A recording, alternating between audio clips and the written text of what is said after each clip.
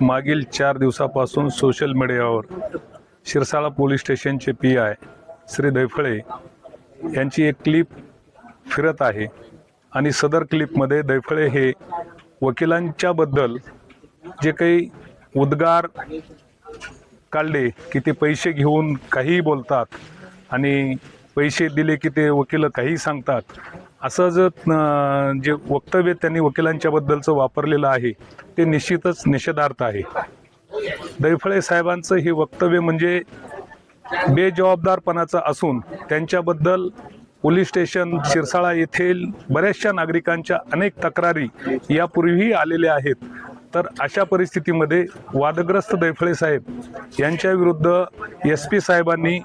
जिल्ह्याच्या बाहेर तर बदली करावी ही जी मागणी आहे वकील संघाची, परंतु त्याच्यापेक्षाही माझी पुढची मागणी की त्यांना निलंबित करावं आणि कायदेशीर कारवाई करण्यात यावी।